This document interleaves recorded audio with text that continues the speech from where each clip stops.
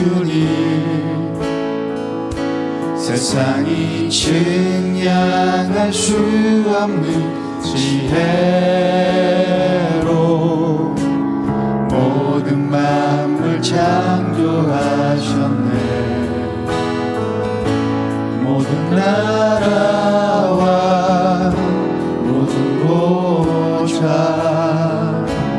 이 세상 모든 경이로움보다,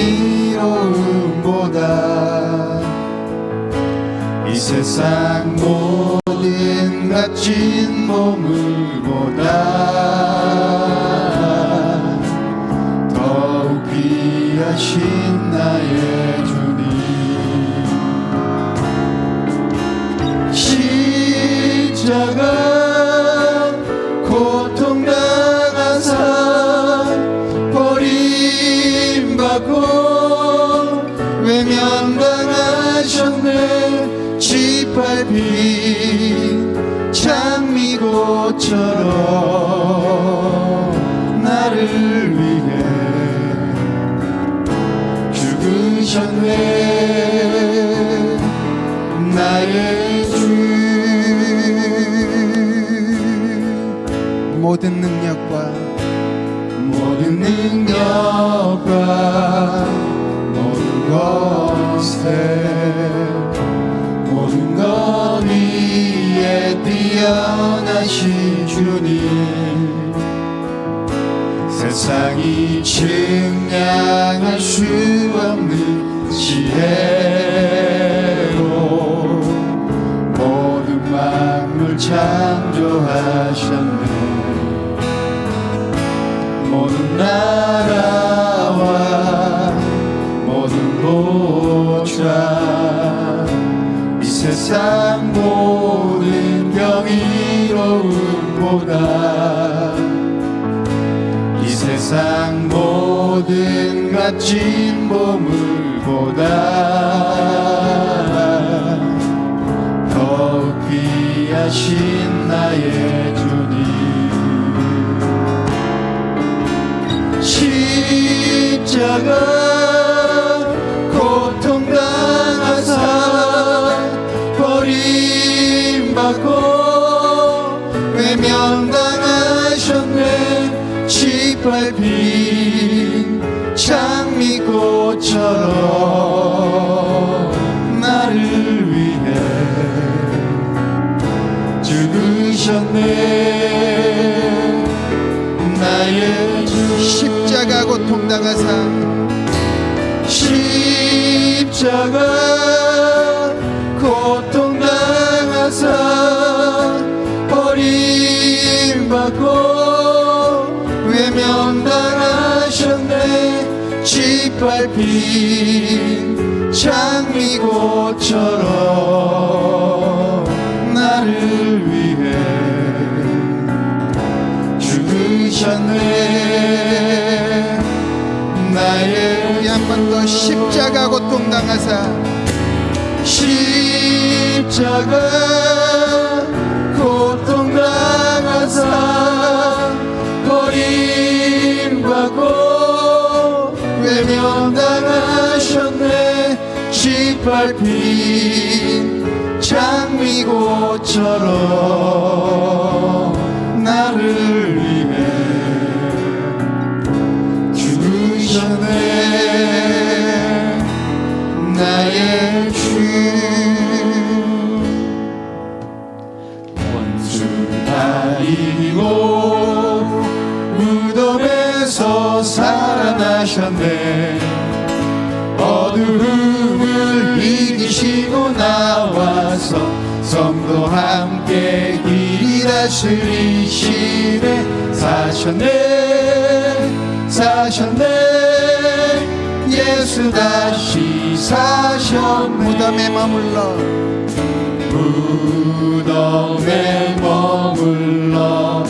예수 내 구주 새벽 기다렸네.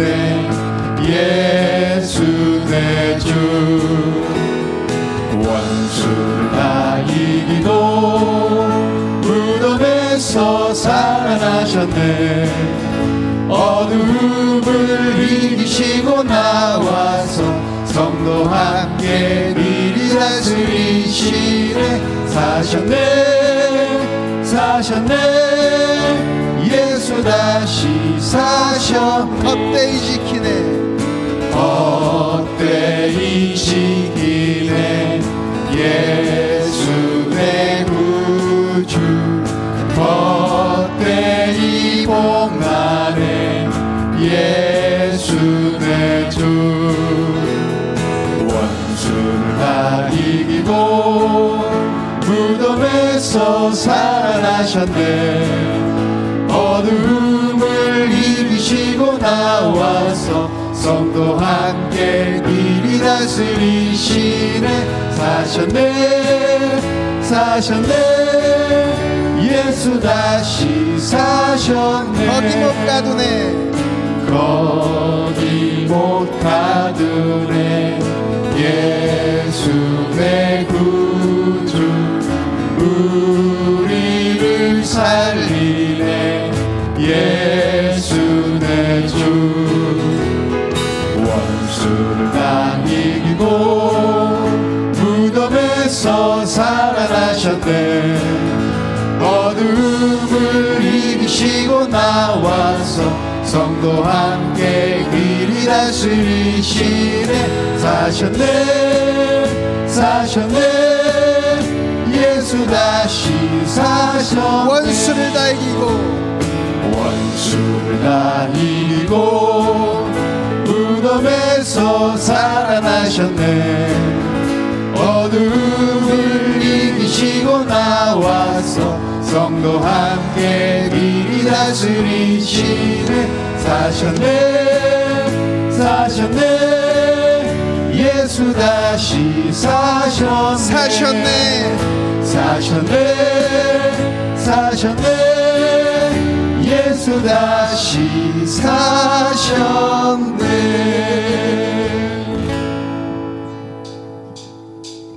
예수 살아계신 주 지금도 역사하시네.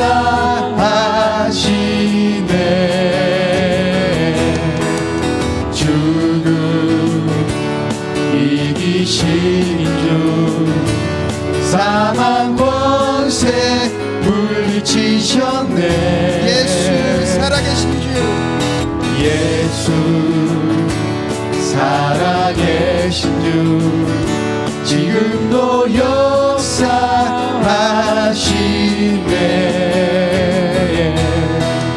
죽음 이기신 주 사망 권세 물리치셨네. 어둠 속에 갇힌 우리를 주의 빛으로 부르셨네. 할렐루야 살아계신 예수님 그 무엇도 비교할 수 없네. 할렐루야 부활하신 어린 양 나 영원히 주 찬양하리. 예수 살아계신 주. 예수 살아계신 주 모든 것 다스리시네.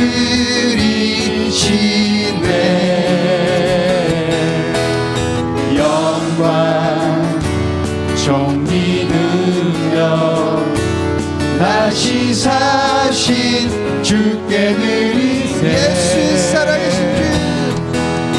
예수 살아계신 주 아멘. 모든 것 다스리시네.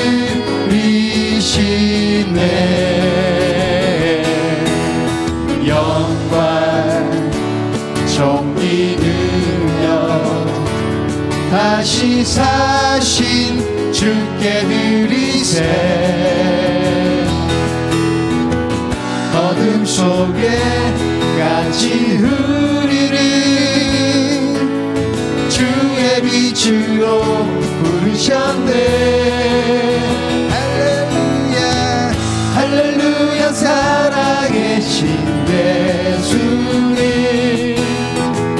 그 무엇도 비교할 수 없네. 할렐루야 부활하신 어린 양 나 영원히 주 찬양하리. 할렐루야 할렐루야 살아계신 예수님 그 무엇도 비교할 수 없네. 할렐루야 부활하신 어린 양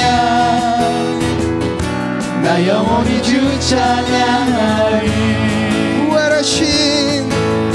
부활하신 생명의 주님 나의 삶의 승리 주시네. 주를 찬양 주를 찬양. 부활하신 생명의 주님 나의 삶의 승리 주시네. 주를 찬양 주를 찬양. 한 번 더 부활하신 생명의 주님 나의 삶의 승리 주시네. 주를 찬양 주를 찬양. 할렐루야 할렐루야 살아계신 예수님 그 무엇도 비교할 수 없네. 할렐루야 부활하신 어린 양 나 영원히 주 찬양하리. 나 영원히 주 찬양하리. 나 영원히 주 찬양하리. 나 영원히 주 찬양하리. 나 영원히 주 찬양하리. 부활하시고 사망 권세 이신 우리 주님께 영광의 박수 올려드립니다. 할렐루야.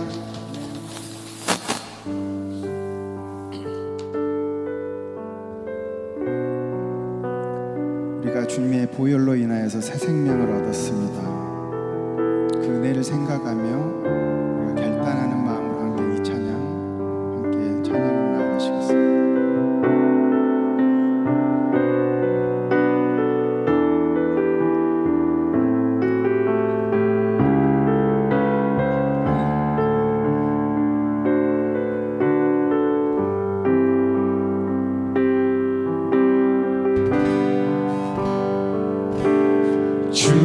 주보혈 날 정결케 하고 주보혈 날 자유케 하니 주 앞에 나 예배하는 이 시간 나의 모든 것을 주께 드리네. 주의 손 날 위에 지키셨고 주의 발 날 위에 박히셨으니 이제는 내가 사는 것이 아니요 오직 주를 위해 사는 것이라.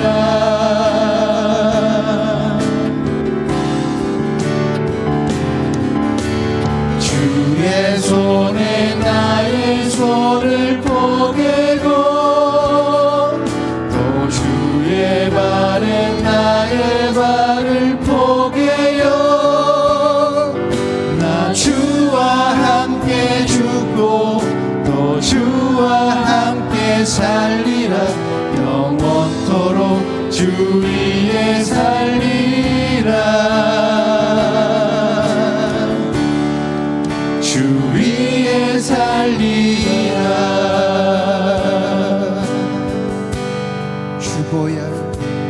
주보혈 날 정결케 하고 주보혈 날 자유케 하니 주보혈 날 자유케 하니 주 앞에 나 예배하는 이 시간 나의 모든 것을 주께 드리네. 손 날 위해 찢기셨고 주의 발 날 위해 밝히셨으니 이제는 내가 사는 것이 아니요 오직 주를 위해 사는 것이라.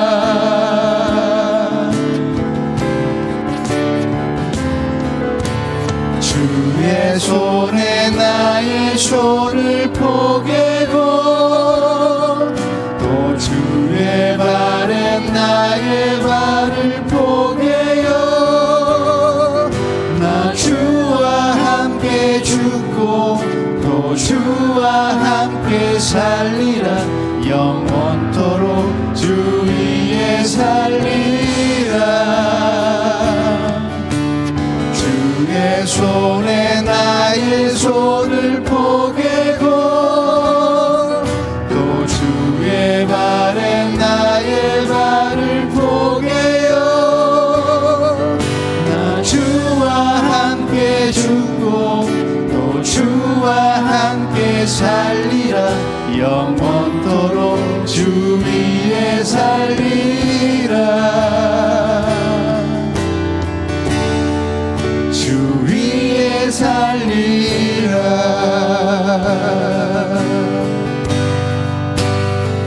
십자가의 보혈 완전하신 사랑 힘입어 나아갑니다. 십자가의 보혈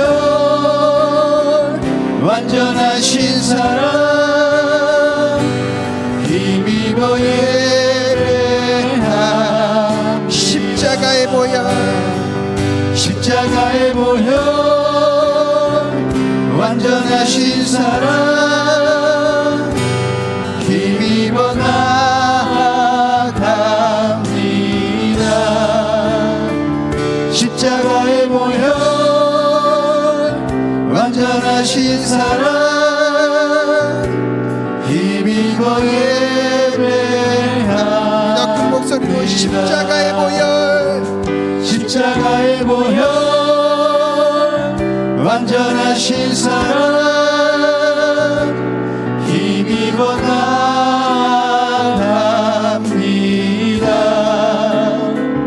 십자가의 보혈 완전하신 사랑 힘입어 예배합니다.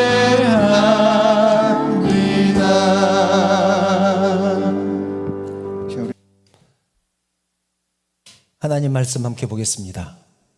오늘 우리에게 주신 하나님 말씀은 로마서 6장 3절 4절 말씀입니다. 로마서 6장 3절 4절 말씀을 제가 봉독하겠습니다. 무릇 그리스도 예수와 합하여 세례를 받은 우리는 그의 죽으심과 합하여 세례를 받은 줄을 알지 못하느냐. 그러므로 우리가 그의 죽으심과 합하여 세례를 받음으로 그와 함께 장사되었나니 이는 아버지의 영광으로 말미암아 그리스도를 죽은 자 가운데서 살리심과 같이 우리로 또한 새 생명 가운데서 행하게 하려 함이라. 아멘. 저하고 먼저 인사 나누겠습니다. 여러분 사랑합니다. 사랑합니다. 축복합니다. 옆에 분들과도 인사 나누겠습니다. 사랑합니다. 축복합니다. 잘 오셨습니다. 오늘은 우리 주님이 죽음의 권세를 이기시고 부활하신 부활주일입니다. 이 예배를 우리 주님만 받으시길 원하며 우리 하나님만 영광 받으시기를 원합니다.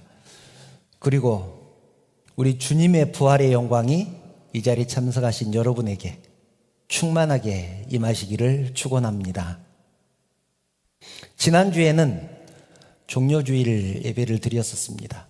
예수님이 예루살렘에 입성하실 때 사람들은 자기의 옷을 벗어서 길바닥에 깔고 종려나무 가지를 흔들면서 호산나 큰 소리로 외쳤습니다.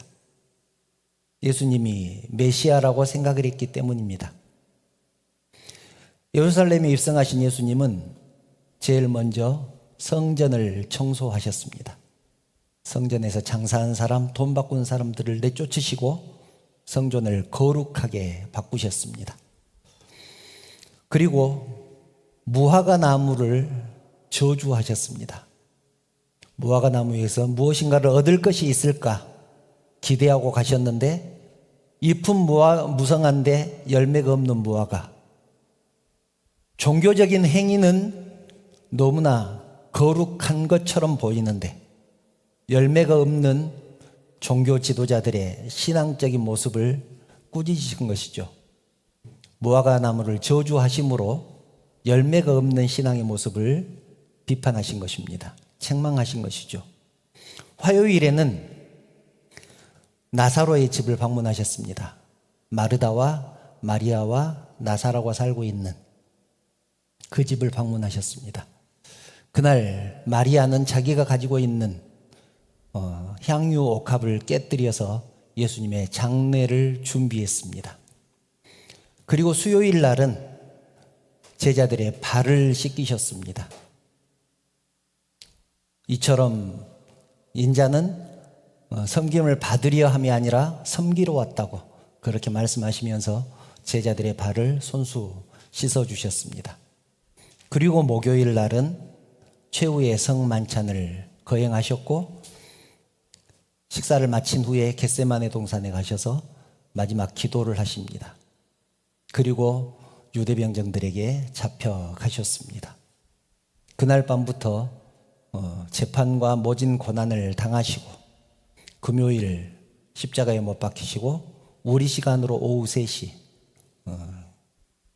십자가 위에서 죽으셨습니다. 그리고 금요일은 무덤에 계셨고 토요일은 무덤에 계셨고 오늘 새벽에 예수님은 부활하셨습니다. 이른 아침에 마리아를 비롯한 여인들이 향품을 가지고 무덤에 찾아갔을 때 이미 예수님은 무덤에 계시지 않았고 그곳에 천사들만 지키고 있었습니다. 왜 산자를 죽은 자 가운데서 찾느냐? 천사들이 여인에게 그렇게 말을 했죠. 지금 너희가 찾는 예수는 이미 살아나셨느니라. 천사들이 선언을 하셨습니다. 그 날이 오늘 부활주일입니다. 오늘은 부활의 생명을 살아가는 그리고 새 생명 가운데서 우리가 어떻게 살아가야 될 것인가를 함께 나누기를 원합니다. 드라마나 영화를 보면 죄를 짓고 감옥에 갇혔던 사람이 이제 형을 마치고 돌아와서 가족들이나 친구들 만나서 제일 많이 하는 말이 이런 말입니다. 나 이제 손 씻었다. 나 이제 손 씻었다. 그 말을 제일 많이 합니다. 무슨 뜻일까요? 나 이전처럼 살지 않겠다. 그런 말 아니겠습니까? 예전처럼 못된 짓 하고 살지 않겠다. 이제는 새 사람이 되어서 살겠다. 그런 뜻입니다. 그런데 그렇게 결심하고 마음을 잡고 착하게 살려고 하면 영화에서는 어떻습니까? 꼭 전에 함께 못된 짓을 했던 사람이 찾아와서 유혹을 합니다. 이번 한 건만 도와주라. 이번 일만 끝내면 손 씻자. 그렇게 유혹을 합니다. 독하게 맘먹고 거절하면 새 사람이 되겠지만 그렇지 못하면 다시 옛날로 돌아갑니다. 그 마지막 한 번을 참지 못하고 유혹에 빠지게 되면 예전의 삶으로 돌아가 버립니다. 그런데 우리의 신앙도 마찬가지입니다. 우리의 신앙도 선택의 연속입니다. 매 순간 선택입니다. 신앙적으로 살아보겠다고 결심하고 결단하고 몸부림치지만 결정적인 순간에 실패합니다. 꼭 그 한 번을 넘기지 못하고 실패합니다. 그리고 그런 우리의 모습을 보면서 얼마나 절망을 하는지 모릅니다. 그래서 성경은 다시 옛날로 돌아가지 말라고 경고합니다. 왜냐하면 너희는 이미 죽었다. 너희는 이미 죽었다. 그러니 죽은 그 모습으로 돌아가지 말라. 그렇게 강조를 합니다. 갈라디아서 2장 20절이죠. 이것은 함께 읽어볼까요? 시작. 내가 그리스도와 함께 십자가에 못 박혔나니 그런즉 이제는 내가 사는 것이 아니요 오직 내 안에 그리스도께서 사시는 것이라. 이제 내가 육체 가운데 사는 것은 나를 사랑하사 나를 위하여 자기 자신을 버리신 하나님의 아들을 믿는 믿음 안에서 사는 것이라. 아멘. 나는 이미 예수님과 함께 십자가에 못 박혔기 때문에 지금 내가 사는 것은 내가 사는 것이 아니고 내 안에 계신 예수님이 사는 것이다. 그런 말씀입니다. 오늘 우리가 찬양으로 고백했죠. 나의 손을 주의 손에 포개고 나의 발을 주의 발에 포개고 십자가에 박힌 그 예수님의 그 손에 내 손도 포개고 십자가에 박혀서 못 박히신 그 예수님의 발에 나의 발도 포갠다는 말은 내가 십자가에 못 박힌다는 그런 의미 아니겠습니까? 십자가에 못 박힌 내가 십자가에 못 박히기 전의 삶을 살고 있다면 십자가가 무슨 의미가 있겠느냐는 것입니다. 그러므로 여러분, 신앙이라는 것은 내 맘대로 사는 것이 아니라 주님 뜻대로 사는 것입니다. 예수 믿는 사람답게 사는 것이 신앙입니다. 그것이 성도의 삶이고 주님께서 원하시는 삶입니다. 그러므로 우리는 이 부활의 개념을 정확하게 이해를 해야 합니다. 우리는 흔히 부활을 예수님이 다시 오시면 우리가 죽었는데 예수님이 다시 오시는 그날 죽었던 우리가 부활해서 하늘로 들림을 받아서 하나님과 함께 영원히 사는 것, 이것을 부활이라고 생각을 합니다. 당연히 옳은 말입니다. 당연히 그것이 부활이죠. 그런데 그것이 다가 아닙니다. 성경이 말씀하는 온전한 부활은 예수님이 십자가에 달리면서까지 우리에게 주고 싶으셨던 삶을 사는 것입니다. 그것이 무엇일까요? 예수 믿기 전과 예수 믿은 후가 완전히 달라지는 것입니다. 주님은 우리가 예전의 삶과 완전히 단절된 삶을 살기를 원하십니다. 이전의 삶과 상관없는 삶을 살기를 원하십니다. 왜냐하면 예수 믿기 전의 삶은 생명이 없는 삶이었고 예수 믿은 후의 삶은 생명의 삶이기 때문에 그렇습니다. 예전에 우리는 하나님의 자녀답게 살지 못했습니다. 왜냐하면 하나님을 몰랐기 때문에 그렇습니다. 하나님을 모르는데 어떻게 하나님의 뜻대로 살겠습니까? 하나님과 상관없이 살죠. 그 예전의 삶을 죄와 사망의 삶이라고 부릅니다. 죄와 사망의 삶. 그런 죄와 사망의 삶에서 의와 진리의 거룩함으로 변화된 것, 이것을 부활이라고 합니다. 죄와 사망의 삶에서 의와 진리로 거룩해진 삶, 그 삶으로의 변화, 이것을 부활이라고 한다는 얘기죠. 단순하게 죽었다가 다시 살아나는 것만을 의미하지는 않는다는 얘기입니다. 이 말씀을 잘 이해하시기 바랍니다. 정리하자면 우리의 부활은 죽어서 다시 살고 또 죽어서 다시 살고 마치 영화에 나오는 좀비처럼 끝까지 죽지 않는 그런 끈질긴 생명력을, 그것만을 말하는 것은 아닙니다. 성경이 말씀하신 참된 부활의 삶은 예수 믿기 전과 예수 믿은 후가 완전히 달라지는 그런 삶을 사는 것을 말합니다. 그랬을 때 비로소 우리는 부활의 삶을 살고 있다라고 말을 할 수 있는 것입니다. 이렇게 설명을 해도 사람들이 하도 이해를 못하니까 바울이 이 부활에 대해서 이렇게 설명합니다. 고린도전서 15장 35절부터 38절을 보면 이렇게 설명을 합니다. 누가 묻기를 죽은 자들이 어떻게 다시 살아나며 어떠한 몸으로 오느냐 하리니. 사람들이 이렇게 물었습니다. 죽은 자들이 어떻게 다시 살아나고 죽은 몸이 어떻게 다시 오겠느냐? 바울이 대답하죠.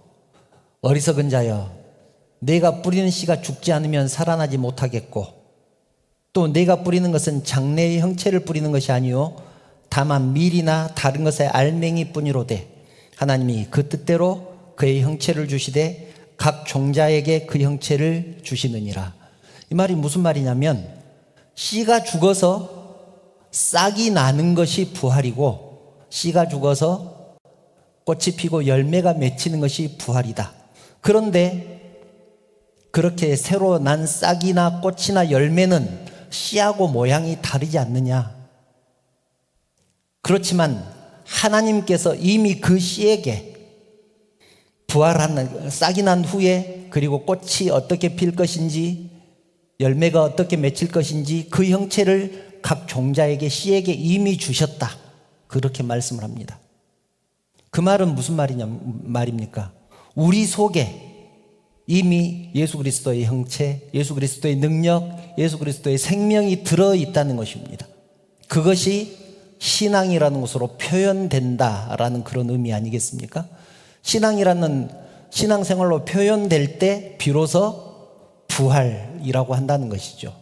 마치 씨가 죽어서 꽃이 피고 열매가 맺는 것처럼 예수 그리스도의 생명이, 우리 속에 있는 예수 그리스도의 생명이 신앙생활로 표현될 때, 우리가 신앙의 삶을 살아갈 때 그것이 비로소 부활이라는 이름을 가질 수 있다라는 것입니다. 그러므로 부활주의를 맞이해서 우리가 결단해야 되는 것은 우리의 삶이 예수님을 모르고 살았던 그때처럼 살지 않겠다고 결단하는 것입니다. 지금까지 우리는 교회는 열심히 다녔지만 예수님과 상관없는 사람처럼 살 때가 얼마나 많았습니까? 이제는 그렇게 살지 않겠다고 결단하는 것입니다. 그것이 부활주일의 의미 아니겠습니까? 그래서 예수 믿는다는 말 속에는 이제는 주와 함께 산다는 의미가 들어있고, 예수 믿는다는 말 속에는 이제는 주님 뜻대로 살겠다는 그런 결단이 들어있는 것입니다. 전에는 나를 위해서 살았었는데 이제는 주님을 위해서 살고, 전에는 세상을 따라서 살았었는데 이제는 주님의 모습을 따라 사는 것이 신앙생활이, 주님께서 원하시는 신앙생활이 아니겠는가, 그런 말씀을 드리는 것입니다. 이것이 참된 부활의 삶입니다. 그런 의미에서 우리는 세상 사람들에게 이런 비판을 받아야 합니다. 누구누구는 예수 믿더니 전라도 말로 배려 불었어요. 친구들에게 그런 말 많이 듣지 않습니까? 저 완전히 배려 불었어요. 교회 다니더니 배려 불었어요. 술도 안 먹고 담배도 안 피고 사람 이상하게 변해 불었어요. 본문 3절과 4절을 보면 이렇게 말씀하죠. 무릇 그리스도 예수와 합하여 세례를 받은 우리는 그의 죽으심과 합하여 세례를 받은 줄을 알지 못하느냐. 그러므로 우리가 그의 죽으심과 합하여 세례를 받음으로 그와 함께 장사되었나니, 이는 아버지의 영광으로 말미암아 그리스도를 죽은 자 가운데서 살리심과 같이 우리로 또한 새 생명 가운데서 행하게 하려 함이라. 우리는 모두 세례를 받았습니다. 세례를 받았다는 것은 무슨 의미가 있습니까? 두 가지 중요한 의미가 있습니다. 첫 번째는 행정적으로는 나는 언약교회의 교인이 되었다. 언약교회 성도들과 한 지체가 되었다. 그런 의미가 있고, 영적인 의미로는, 두 번째 영적인 의미로는 나의 옛사람은 완전히 죽었다는 의미가 있습니다. 이것이 세례의 의미입니다. 그래서 세례를 받을 때 머리에 물을 끼얹죠. 그 머리를 끼얹는 것은, 물을 끼얹는 것은 내 자아가 예수님의 십자가에 함께 죽었다가 주의 은혜로 다시 살아나는 것을 상징합니다. 내 자존심도 죽고, 내 고집도 죽고, 내 욕심도 죽고, 내 명예도 죽고, 내 자랑거리도 죽고, 다 죽고 예수님이 주신 생명으로 다시 살게 된 그런 의미를 가지고 있는 것이 세례입니다. 우리를 다시 살리신 이유, 4절 하반절을 보면 우리로 하여금 새 사람이 되어서 살게 하시려고, 새 생명 가운데 행하게 하시려고, 새로운 삶을 살게 하기 위해서라고 분명하게 말씀합니다. 오늘 저와 함께 분명하게 결단합시다. 이제는 하나님의 말씀대로 살겠습니다. 세상 바라보지 않고 주님 십자가만 바라보겠습니다. 옛사람은 벗어버리고 새 사람으로 살겠습니다. 아멘. 이렇게 결단하는 저와 여러분 되시길 바랍니다. 이제 말씀을 정리합니다. 부활주일은 춘분이 지나고 첫 번째 돌아오는 보름, 그 보름 후에 첫 번째 주일을 부활주일로 지킵니다. 엄밀히 말하면 그때가 유월절이죠. 춘분이 지나고 첫 번째 돌아오는 보름, 보름달이 뜬 후에 첫 번째 주일, 그 주일이 부활주일입니다. 그러니까 우리들 달력으로 토요일이 어제가 유월절이었습니다. 예수님은 잡히시기 전에 제자들과 마지막으로 유월절 음식을 드시고 싶었습니다. 그래서 제자들에게 유월절 음식을 준비하라고 그렇게 말씀을 하죠. 마가복음 14장 16절을 보면 그 내용을 이렇게 기록합니다. 제자들이 나가 성내로 들어가서 예수께서 하시던 말씀대로 만나 유월절 음식을 준비하니라. 유월절 음식을 준비하라고 하니까 제자들이 시내에서 만났습니다. 시장 같은 데서 만났다는 얘기죠. 성내로 들어가서 예수님이 하시던 말씀대로, 예수님이 이렇게 준비해라, 그렇게 시키던 대로 유월절 음식을 준비했다. 여기 유월절 음식이 나오는데요, 유월절 음식이 무엇일까요? 유월절은 출애굽기 12장을 보면 아주 자세하게 설명이 되어 있습니다. 애굽의 바로가 이스라엘 백성들을 내보내주지 않자 하나님이 재앙을 내립니다. 10가지 재앙을 내린데 마지막 10번째 재앙이 무엇이었습니까? 장자를 죽이는, 첫 번째 아들을 죽이는 재앙이었습니다. 사람뿐만 아니라 짐승의 첫 번째 새끼까지 전부 죽이는 정말 무서운 재앙이었죠. 그때 하나님은 이스라엘 백성들에게 재앙을 피하는 방법을 가르쳐 주셨습니다. 그 방법은 양을 잡아서 그 피를 대문의 문설주와 임방에 바르는 것입니다. 이것이 굉장히 중요합니다. 어린 양의 피를 문의 문설주와 임방에 바르는 것이다. 그러면 그 재앙을 피할 수 있었습니다. 심판하는 자가 심판을 하고 돌아다니다가 피가 발라져 있는 대문을 보면 그 집은 그냥 넘어갔습니다. 이스라엘 백성들은 그날을 기념하기 위해서 유월절을 지킵니다. 출애굽기 12장 8절 이하의 말씀을 보면 유월절 음식이 나오는데 재앙을 피하기 위해서 양을 잡았죠. 그리고 그 피는 좌우 문설주와 임방에 발랐습니다. 그리고 그 고기는, 그러니까 양고기죠. 양고기는 불에 구워서 먹고 무교병과 쓴 나물을 함께 먹었습니다. 무교병은 누룩을 넣지 않는 떡을 말합니다. 빵을 만들 때 누룩을 넣어야 되는데 요즘으로 말하면 이스트를 넣어야 부풀어서 부드럽게 되는데 누룩을 넣지 않는 빵, 그것을 무교병이라고 합니다.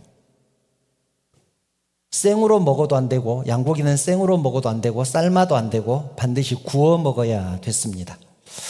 머리하고 다리, 내장까지 다 먹고 절대로 남기면 안 됐는데 아침까지 혹시 고기가 남으면 아침이 되면 먹지 않고 불에 태워야 했습니다.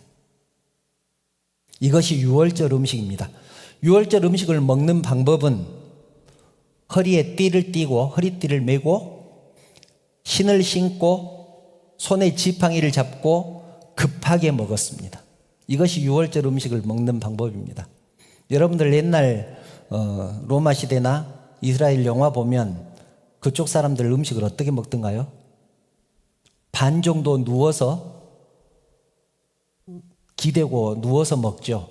그것이 이스라엘 사람들의 음식을 먹는 풍속이었습니다. 그런데 하나님은 그렇게 먹지 말고 허리에 띠를 띠고 발에 신을 신고 손에 지팡이를 잡고 급히 먹으라. 왜 그랬을까요? 애굽을 떠날 채비를 하고 음식을 먹으라는 얘기죠.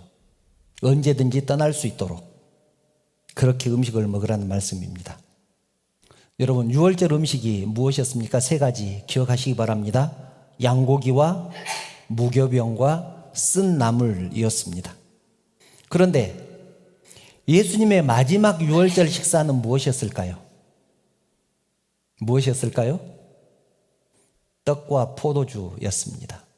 떡과 포도주였습니다. 양고기와 쓴 나물과 무교병이 없습니다. 왜 그럴까요? 그 이유를 알면 구원의 원리를 다 아는 것입니다. 십자가의 의미를 다 아는 것입니다. 유월절에 양을 잡는 이유가 무엇이었습니까? 양의 피를 문설주와 임방에 바르기 위해서, 즉 내가 살기 위해서 양을 잡았던 것입니다. 내가 살기 위해서. 그런데 예수님의 유월절에는 양이 없습니다. 양이 없습니다. 왜 그럴까요? 예수님이 바로 유월절에 어린 양이기 때문에 그렇습니다. 예수님이 유월절에 양이기 때문에 다른 양이 필요 없는 것입니다. 고린도전서 5장 7절을 보면 그것을 이렇게 말씀합니다. 너희는 누룩 없는 자인데 새 덩어리가 되기 위하여 묵은 누룩을 내버리라. 우리의 유월절 양 곧 그리스도께서 희생되셨느니라. 우리의 유월절 양, 나를 위해서 희생하신 유월절 양, 그 양이 예수님이다. 그 예수님이 희생되셨다. 우리를 대신해서 희생되셨다. 그렇게 말씀합니다. 그러므로 이제는 우리가 살기 위해서 더 이상 짐승을 죽일 필요가 없습니다. 어린 양의 피는 필요 없습니다. 우리에게는 십자가의 보혈이 있기 때문입니다. 예수님은 어린 양이 없는 유월절 저녁 식사를 하심으로 피 없는 제사의 첫 모델을 보여주셨습니다. 우리도 피 없는 유월절 식사를 합니다. 그것이 무엇입니까? 성찬식입니다. 그것이 성찬식입니다. 우리는 성찬식을 통해서 떡과 포도주를 나눕니다. 떡을 먹음으로 예수님의 몸을 기념하고 포도주를 마심으로 예수님의 피를 기념합니다. 친히 유월절 어린 양이 되셔서 십자가에 죽으셨다가 사망 권세를 이기고 부활하신 부활의 영광이 저와 여러분에게 충만하게 임하시기를 주님의 이름으로 축원합니다.